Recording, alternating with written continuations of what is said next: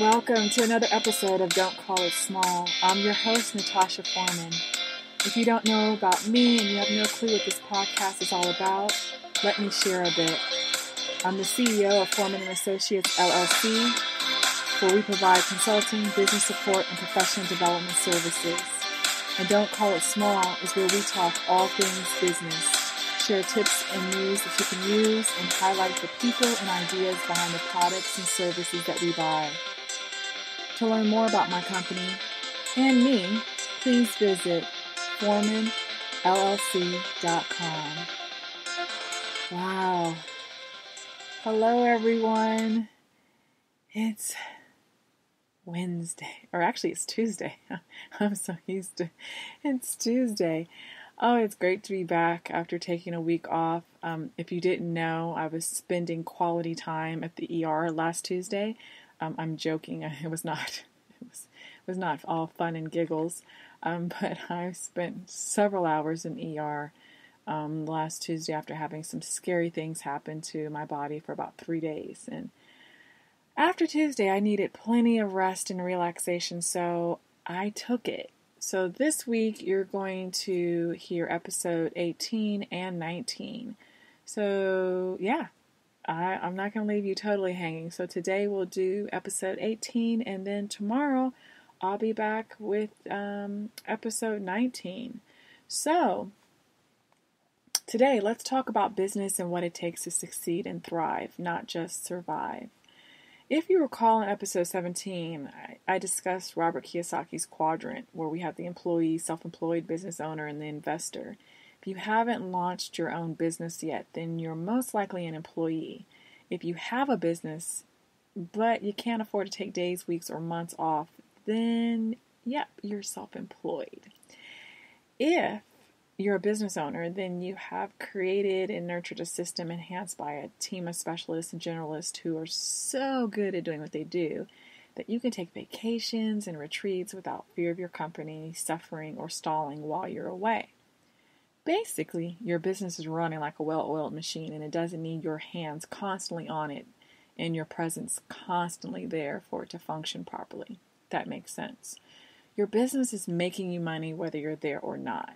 And there are a lot of businesses that have hundreds of employees, yet the head of the company is still in the self-employed zone. I'm not going to discuss the investor in great detail today because today is about those of you who want to be or are already running your own company, but I will briefly touch on it as it fits. So I always ask people why they want to start a business and what's the end goal, the ultimate prize, the mission and vision for doing it all. And the reason I do this is because if you don't know your why, then you're doomed to, crash, burn, and wonder what the heck happened in the aftermath. The why is what inspires you, what has you working at weird hours and coming up with all these great ideas and connecting with different people.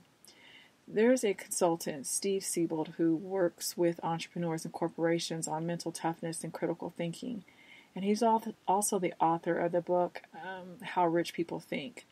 He said in an interview, look for your emotional motivators. We are emotional creatures. Logic doesn't motivate us. This should then help you when considering starting a business and when you're having to remind yourself why you're in business. And Siebold, who launched 5 consecutive unsuccessful businesses before he started his current consulting company, he understands this and he uses this as his tool. So I want you guys to really consider that.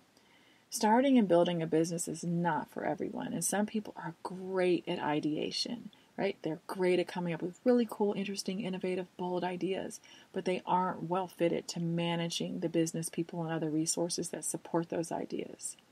If that's you, then what you should do is sell your ideas to the visionaries and the make it happen people that have the skills and talents to turn those ideas into reality. If you're super scary and never act on your thoughts and dreams, then you too should reconsider taking those steps on the entrepreneurial journey.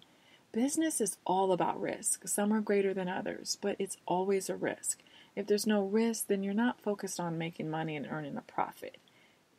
Those immediately imply risk. If you're still determined to start a business, it's imperative that you build a strong team around you that can then counterbalance your fears and your paralysis analysis that takes you forever to make decisions.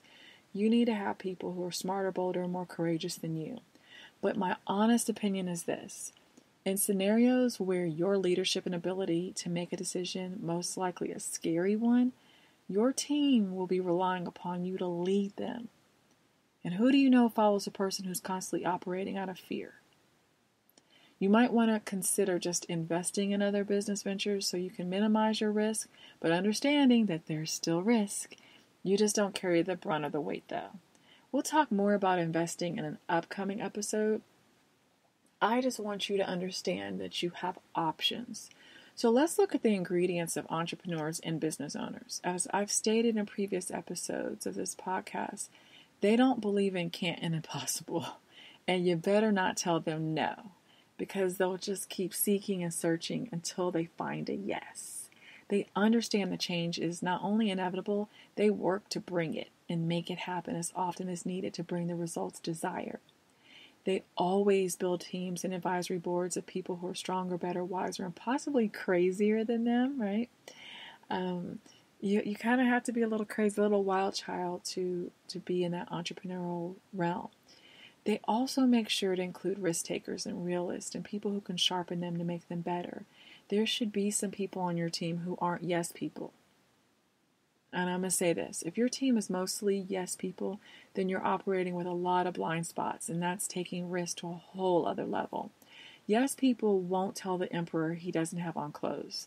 Yes people will watch you crash and burn, and when you ask them why they didn't stop you, they will simply say, "You always tell us that you don't believe in can't and impossible," right? It's a passive-aggressive kind of approach. So for every yes person you have, you better have 3 realists who will give it to you straight with no fluff or BS. Got it? Good. Successful entrepreneurs work strictly from their strengths. Remember what I said. If you surround yourself with people who are stronger in areas where you're not, then you aren't working from your weakness. You're only focused on your strengths and theirs. Make sense? Successful business people are constantly looking for opportunities. That means don't bring them problems without solutions attached. If you ever want to see a business owner or CEO head spin like Linda Blair in The Exorcist, bring them a problem without one or more possible solutions to work from. As I've said in previous episodes, time and money are finite, and when you waste them in business, you irk the mess out of the business owner to no end. They can't reclaim lost time. Your solutions don't have to be perfect, they just have to be feasible. So your 4.0 version may be sufficient at this time. Run with it, because you can string things together to get to the 7.0 version. Does that make sense? Don't waste time trying to wait until you reach the 7.0 version. So I want you guys to look at yourself, look within yourself, and ask yourself these questions. How long can you go without being paid by a customer or client? How long can you go with bills unpaid before all hell breaks loose in your world? How long can you go without taking a vacation?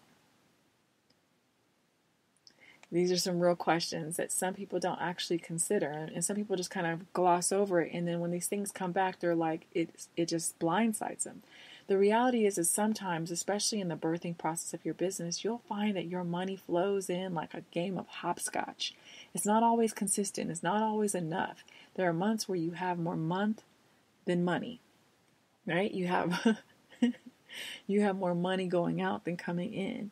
This is especially true if you're trying to build a service-based business that isn't in high demand, and if you're operating during tough economic times for your state or the country.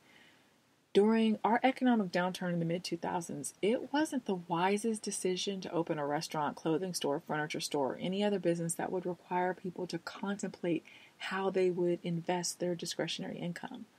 When the economy is flowing well, we shell out those dollars like they are worthless. Which, in actuality, that is true. But we'll save that discussion for another episode. However, when times are tough, you'd swear that those dollar bills are worth 100 times more than they are, and we hold on to them for dear life. That's not good news for businesses that need you to spend so they can stay afloat. You might, really, being tight with your money, you put businesses at great risk, especially if they're being operated by the self-employed who don't have the systems and cushioning of their business owner peers. I read an article written by Brad Sugars, the founder and chairman of Action Coach, which has more than 1,000 offices in about 34 countries or so.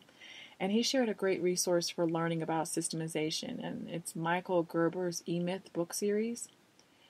And Sugars, he said that if you haven't read Gerber's books, or even if you have, you need to read them with the, quote, goal of systemizing repeatable ways of generating cash flow and profits. So write that down, Michael Gerber's E-Myth book series. So he has several books in a series that you should really read. If you haven't launched and built a business yet, let's consider some other things. Children. If you have children, who's going to watch your children while you work? If you have school-age children, who will drop off, pick up your children while you work? If you're working from home, how will you designate the time and space to work and not be distracted by the wants and needs of your family when you need to be focused on your business? How are you going to deal with mommy or daddy guilt? If you're a newlywed, how will you deal with wifey or hubby guilt? Have you created a family calendar to designate special days and times to spend with family, or are you just going to wing it? Because that's not going to be too smart of an idea. Are you willing to give up your weekends for the next 12 months or more? Because for some businesses, that's the reality, right? If you're currently working a day job, are you ready to invest several hours per day in the evening to your business? Let's also factor in family.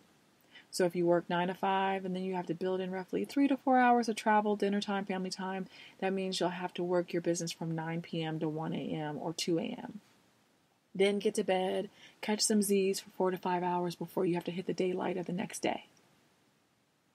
Can you handle this type of schedule? If you're currently working a job at night, then you have to switch the day around to make your daylight hours your business hours and then get in your family time before you have to rush out the door for your night job. Can you handle that? It requires a level of discipline that many people are not conditioned for. We've been molded to a 6 a.m. to 10 p.m. lifestyle since we were children. You wake at 6 a.m. or earlier to get to school for an 8 a.m. start. You leave school around 3 p.m. unless you have an extracurricular activities on campus. So that means you're home between 3:30 and 6 p.m. Dinner somewhere between 6:30 and 8 p.m. Hopefully you found a way to get your homework done before dinner. If not, you're up to about 10 p.m. or later. Then it's bedtime, just to wake up at 6 a.m. and start all over again. Well, heck, doesn't that sound familiar to many of you right now? So many of you are still on that same schedule, and that's why we're always hearing people say that they want to quit their day job, they want to quit their job, they want to start their own business. But what in the world convinced you that your hours in the day would be easier, lighter, or less once self-employed? Maybe you can ration your hours and days until you can slowly build what you need to eventually connect a team to help with the workload. Maybe. So let me share with you my typical work days as they differ depending on the day and time of year. And this is just kind of basic because it can change. So on Mondays and Wednesdays, I usually alternate from 10 a.m. to 7 p.m. between my work for Foreman and Associates with my college teaching workload. And then I try to break between 7 and 9 p.m. to eat dinner, and then I woo-saw. And if I have the energy or find that second wind, I can pick back up the hammer and start swinging from 11 p.m. to 2 a.m. or later. And that's usually most likely working on my book, okay? And I'm usually in bed by 2 a.m., but no later than 3 or 4 a.m. Now, I won't lie and say I haven't pushed the envelope and worked until 6 a.m. or 7 a.m. I have. I also slept in the next day until 11:30 a.m. or 12 p.m., which can be a disaster if that next day happens to be Tuesday. Why? Well, on Tuesdays, I teach currently during the afternoon. So I leave home around 12 p.m. so I can make my stops for lunch or coffee before heading to campus. By 4 or 4:30 p.m., I'm usually heading home or to see a client, and I'll work until between 7 and 9 p.m. I do the dinner thing and repeat my nighttime schedule that I mentioned earlier. I'm usually more tired on teaching days, so I try to get to bed by 1 a.m. or 2 a.m. on a Tuesday, which is actually Wednesday, unless that second wind catches my wings, and then, I may go until 4 a.m. or later. Now, Thursdays, I teach at night, late at night, which means jam-packing my day from 10 a.m. or 11 a.m. until about 7 p.m. with work. I then have dinner, relax, get my mind ready for class, and then by 11:30 p.m. I'm struggling. I'm tapped. I'm usually trying to find my bed as fast as possible.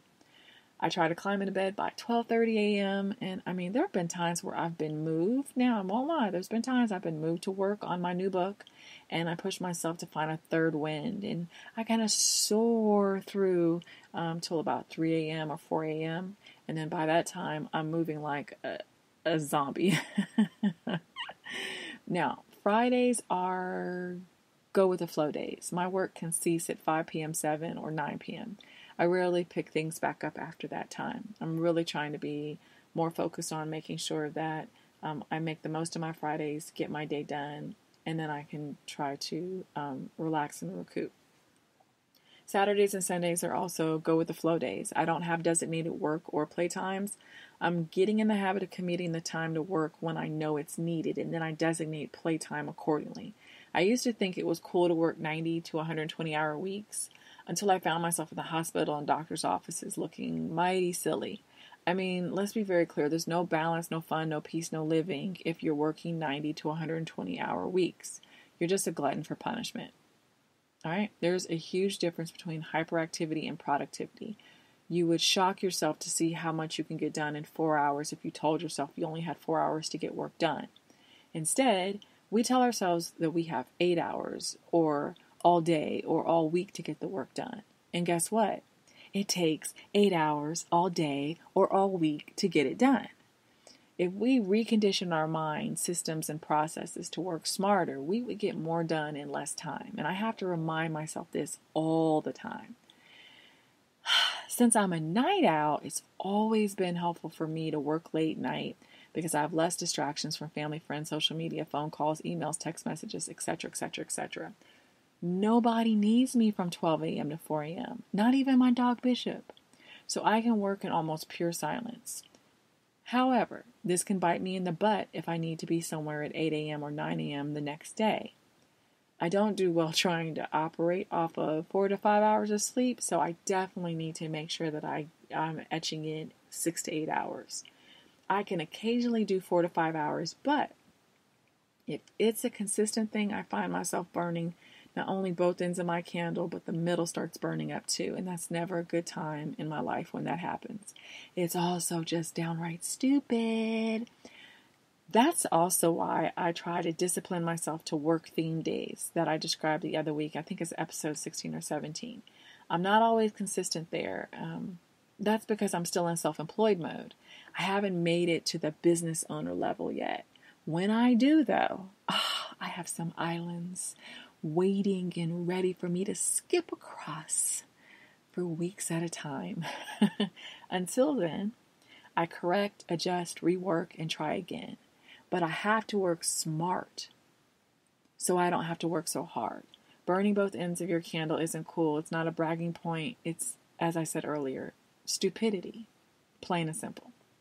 When we do this, we're forcing our minds and bodies to stress and push limits that we don't have any reserves to help us recover from later. Most of the time, when you burn both ends of your candle, you'll find your progress going sideways or in circles, but never straight up to the mountaintop. It's just what it is. That's why it's important to create a master calendar where you can strategically plan your days, weeks, and months to balance between career, family, personal time, and other things of interest. Sometimes you just need time to have your feet rubbed on or whatever, take a nap or just sit in the sun. I don't know, but you have to make sure you find time to etch those moments in. Brad Sugars wrote that successful people make better use of their time because they are disciplined goal setters. Think about this. Imagine how much we could actually accomplish if we said we only have 20 to 30 hours per week to get it done instead of 40, 60, 90 plus hours. It doesn't make sense to build a business that you're proud of only to croak and die 1 to 5 years later. I mean, that's the harsh reality. We're supposed to build for longevity, for a lasting legacy that's long and fruitful. We're supposed to build so that we can live off of what we built, not just let what we built pay for our fancy funerals. That's a poo-poo dream. Right? That's poo-poo. That doesn't mean that starting and building a business is easy breezy. Or, like you have the magic sauce that no one else has. Having a business is not for the faint at heart. You have to put in the hours until your business runs without your hands on the steering wheel. You have to find the right team members so that you can add them to the vehicle, doing their part to make it go where it needs to go, fixing it when it has issues, and eventually taking it where you want it to be, even if you aren't riding along with them. Oh, goodness. That's the part. That's what has me so excited, and why I grind is to get to that point. And I mean, I do have to make something crystal clear. If you need security of a steady paycheck, steady income, then please don't think that quitting your day job and launching a company will equate to greater security and stability, because business is about the highs and lows. I always tell people, don't quit your day job just because you started a business. Work that business until your net profit from your business overshadows your day job so much, and you can afford the medical and health benefits that your day job provides, or even better, and you can risk letting go of the added income from your day job. Even then, I'd probably say, unless your day job is just plain old crappy, why quit it? It could be another revenue stream. You can use it for vacation money or investment money or pay off bad debt money. I mean, there's options. I found some solid counsel from Donald Todran. He's the president of Second Wind Consultants, a business debt solutions firm in Hadley, Massachusetts. He's also the author of the book Successfully Navigating the Downturn, and he wrote that you should be focusing on net profit, not your gross revenue, right? In which I've said this before. And you may be asking why, and it's simple. Net is what's left after you paid your bills and other expenses. Your net profit shows you what you're really working with. And a lot of people love to say how much they make a year or how much revenue their company generated, and it's great to celebrate these successes. I applaud them. Then you have to say, what do the investors on Shark Tank or The Profit always ask? They say, what was your net? Just because you made $750,000, what did you actually keep after you paid all your bills, vendors, etc., etc.? If your take home was $35,000, then, ladies and gentlemen, you are a self-employed employee. Unless, of course, you're mega wealthy and you're only taking home that salary for the heck of it, and you're taking that $35,000 net salary and reinvesting it or using it for something fun. But if that's not the case, then you, my friend, need to find a way to increase your net, because I can guarantee you that you haven't factored in all hell breaking loose and needing emergency money to cover unexpected expenses. That could drop that $35,000 down to some pretty low numbers very fast. And consider this. What if you have a $35,000 net salary, yet you've been living throughout the year like you have a $100,000 net salary? Yeah, you may be in hot water very fast. That's why it's important to know your numbers and get the help that you need. You can't have a shoulda, woulda, coulda moment when you see you only have $35,000 net, but you quit your day job that would have given you an additional $30,000 to $50,000 plus net. See that? My mouth always drops when I get that phone call from someone who I advise to not quit their day job, and they say, I'm freaking out, Natasha. Things aren't going as planned. The money isn't coming in as planned. I can't get enough paying clients to cover my expenses, and I don't know what to do.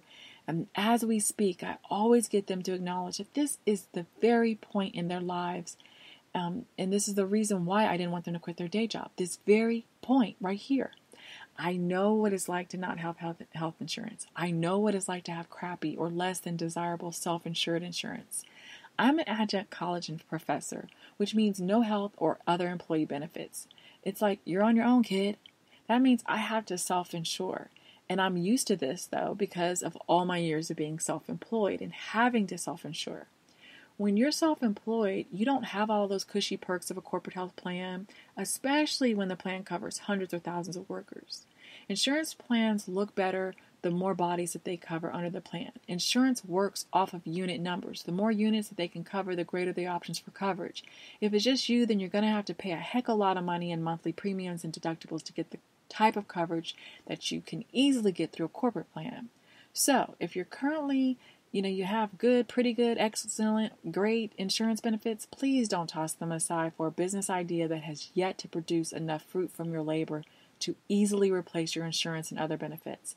And I want to really stress this for those of you with families and your insurance is the primary insurance covering your spouse and or children.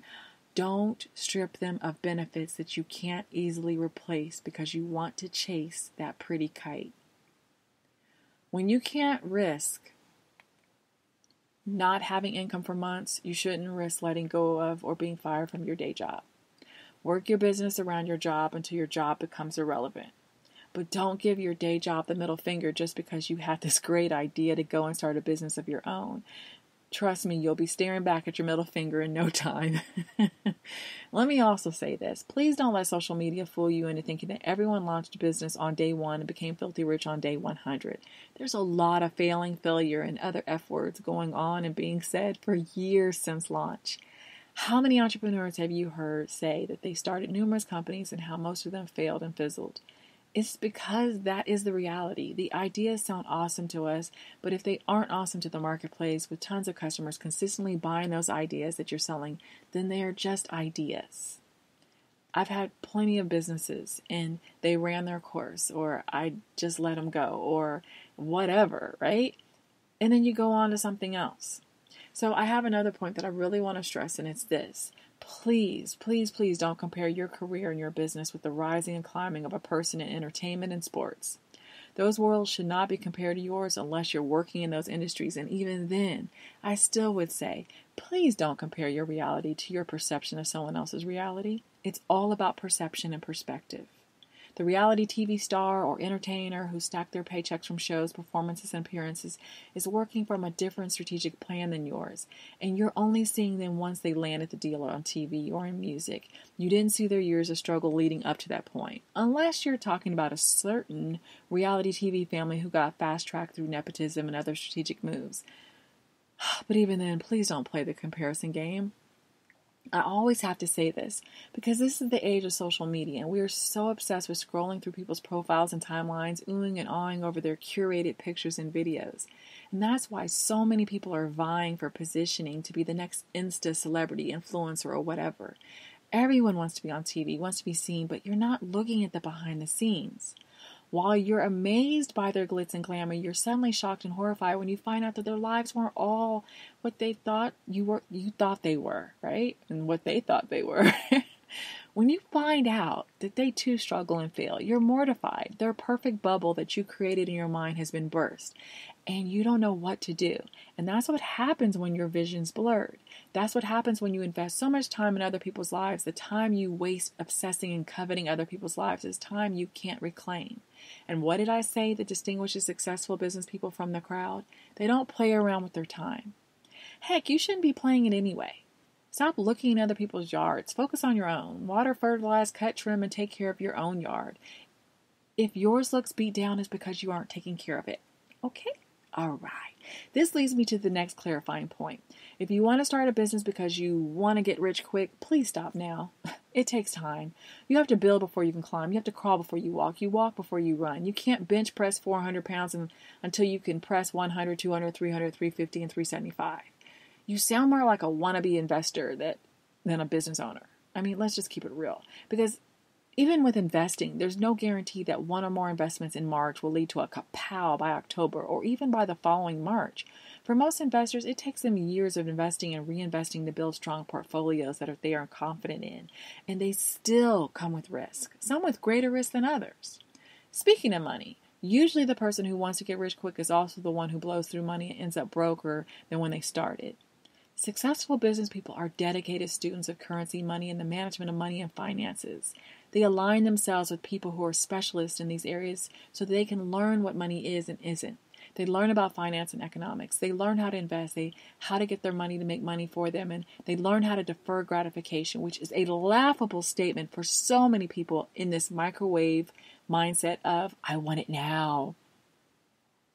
When you want something now, you will pay a higher interest rate. You will miss opportunities and you will overlook trappings and pitfalls. You have to learn the difference between moving towards things that you want versus things that you need. I struggle with that too. And sometimes in my impatience, I don't see how waiting a few weeks or months could actually put me in a better position. I've made poor relationship decisions, poor money management decisions, and poor business decisions because I refuse to wait and see. Then I find myself saying, oops. All right. And sometimes that pride and ego, and sometimes it's, the microwave mindset playing. You need to go read books and take courses on money management, financial literacy, finance, the ins and outs of the economy. You need to understand how inflation and interest rates impacts you as a business owner, investor, employee, and consumer. You need to speak to and learn from the people who get it, know it, live it.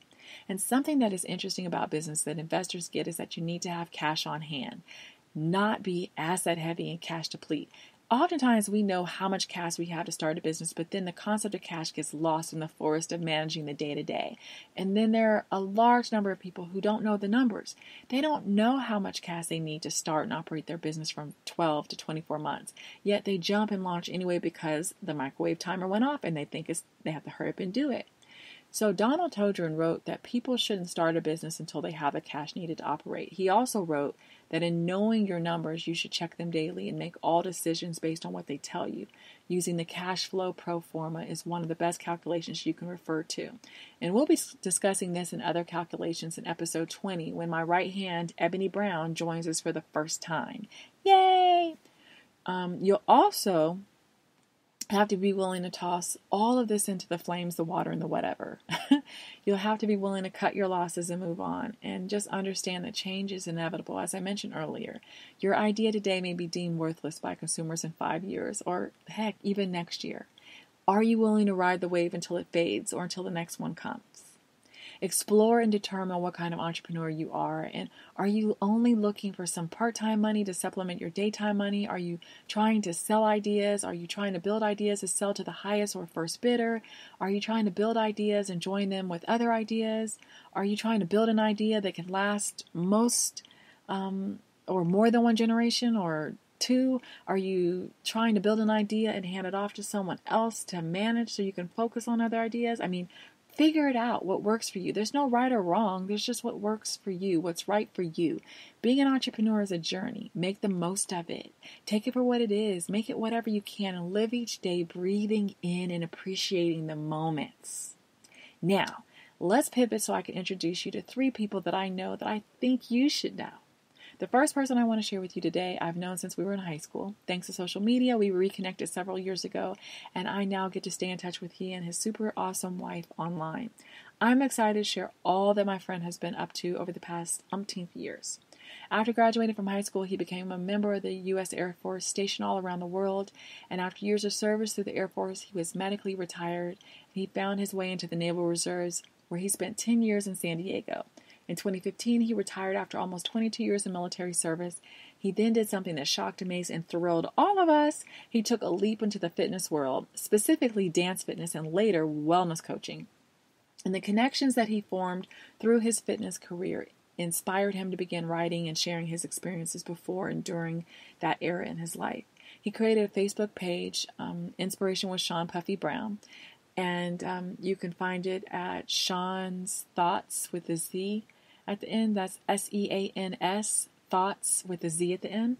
In 2017, he self-published his first book, Just a Thought, which he first started working on in 2010 while deployed at the Bagram Airfield in Afghanistan. It started as random thoughts about what was going on in the world in his mind with his family and friends' lives and other things that came to him. And in 2018, he released his second book, Just a Thought 2, TOO. It's a 3-part book. And in part 1, Sean tackles tough and often avoided subjects of race, equality, sexuality, and more in powerful, unique, and thought-provoking ways. In part 2, he returns us to the inspirational side of Sean's thoughts as he shares his thoughts in the forms of blogs. In part 3, he shares his thoughts in part 3, he shares pictures and motivational messages and passages and images that he captured with his cell phone during his travels. And those are all shared with small messages, poems, and thoughts. Then, January of this year, he released Just a Thought, Tree, Tree, which is a book of his photographs of the world taken through his cell phone. And this book challenges people to slow down and simply enjoy life as it comes. As Sean wrote, quote, "Life is little moments to be cherished. A happy life is little moments to be shared. That is what Just a Thought, Tree is about. The little moments I can share with you," end quote. So, Sean writes using the pen name S.L. Brown, just in case you're searching online or in stores. Now, what's funny but not so funny is a few months after his release of the third book, I posted a comment on his Instagram page, and I said something like to the effect of, "Wow, Sean, this is awesome. You should really release a coffee table book with all of your photos." And then Sean replied, laughing, and said, basically, I did this earlier this year. And I recall rereading his comment like 3 times and then quickly dashing over to check out his recent release. Oh my gosh. Sean was moving too fast for me, clearly. So most recently, Sean and his business partner, April, have launched his LETME line of clothing. And during an inspirational message, Sean coined the term LETME, which stands for Live Every Tiny Moment Exceptionally. Sean and April are working hard to create a brand that promotes positive influence on a person's day-to-day life and self-influence actions. He's added wellness workshops, book talk signings, and continued fitness classes to bring a new way of looking at the world. And he's taken to part in tons of events, book signings, and speaking engagements since the release of his first book in 2017. He's had a jam-packed summer of events over the all over the place. And I want to give you a glimpse into his calendar. So Saturday, November 2nd, he has a book signing at the Unique Bazaar at Kitsap Mall. That's in Silverdale. That's on Silverdale Way, Northwest in Silverdale, Washington. Sunday, November 10th, he'll be at the Crystal Spirit Spiritual Center. He has a speaking engagement where he's facilitating a workshop called Reliable Relationships. That is in Tacoma, Washington. Friday, November 29th, he's going to return to Unique Bazaar for another book signing. And then again on December 21st, he'll be at Unique Bazaar. If you want to book him to speak at an event or for a book signing at your venue, hurry and book him soon. You can email him at seansthoughts@yahoo.com. I'll make sure that this is on our blog and social media.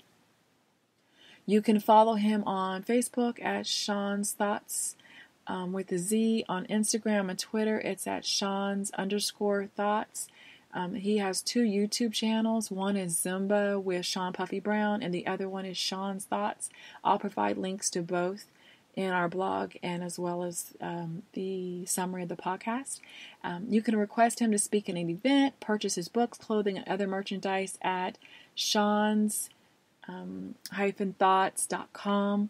Tell him you heard about him and all the great things he's doing on the Don't Call It Small Business podcast. I am extremely proud of you, Sean. I can't wait to interview you so you can share your story and let more people get to know more about you, your life, and your passion. All right, so let's zoom from the state of Washington into the state of Georgia. Let's boogie down all the way down to Hotlanta to meet some 2 awesome women who are doing awesome things. I want to share a woman with you who's a student practitioner advocate for holistic health. I first learned about her love and practice of yoga. And then, now, let me pause. If you're new to yoga or you've never tried it because either you feel intimidated by the more experienced and extremely flexible yogi or because you heard it was akin to something demonic, let me help clarify some things really quick. So yoga is a Sanskrit word which literally means to yoke or to join together. It's about connection or reconnecting, connecting the breath to the body to the mind, and the mind to the heart. And just as many people turn to meditation and breathing exercises to connect the mind and heart, yoga provides you with the physical means of connecting mind and body, mind and heart, right? What we're ignorant of, we usually fear. And what we fear, we begin to spread mistruths and propaganda about. So when you look at how our mental health is tied to our physical health, why would you not think that your balance could be attained by or your imbalance could be overcome through the mind-body movements of yoga? So just because it wasn't introduced to you or practiced by your religious or ethnic group doesn't mean that it's somehow evil, bad, or wrong. It's just different than what you're accustomed to. I mean, so many of us are walking around with inflamed, tensed, cluttered, bogged down minds, bodies. I mean, there's so much benefit to the breathing and stretching of yoga. So if you're willing to try massage, aromatherapy, herbal teas and supplements, acupuncture, and homeopathic treatments, all of which, by the way, have Eastern origins, then then why can't you also try and embrace an Eastern practice that goes hand in hand with your Eastern therapies? All right, so let's not be hypocrites. All right, moving along. So I've talked enough about that.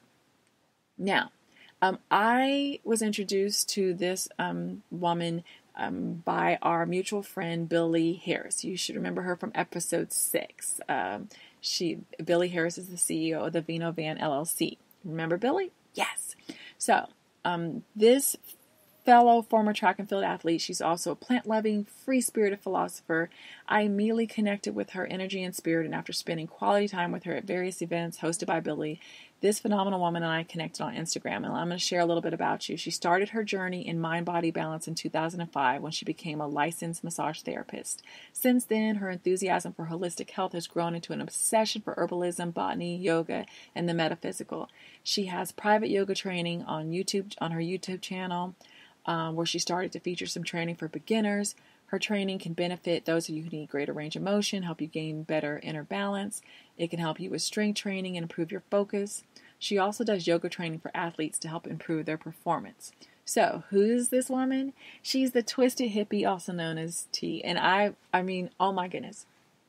She's right here in Metro Atlanta. In addition to yoga, she has a blog where she discusses women's health, spirituality, lifestyle, self-care, and yoga. She also hand makes and sells herbal tea to help with calming, detoxing, healing, and also energizing your body.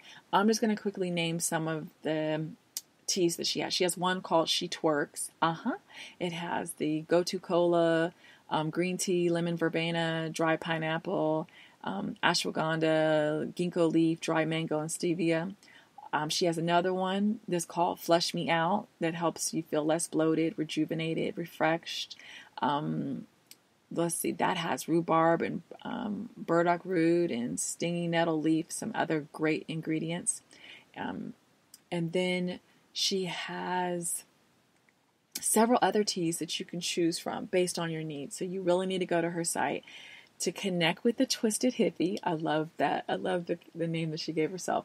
You get your hands on some of her tea. Visit her website, twisted-hippie.com. She's also on Instagram at Rarity. That's RARITEI. You can find her Facebook page for the tea at TEI Bags.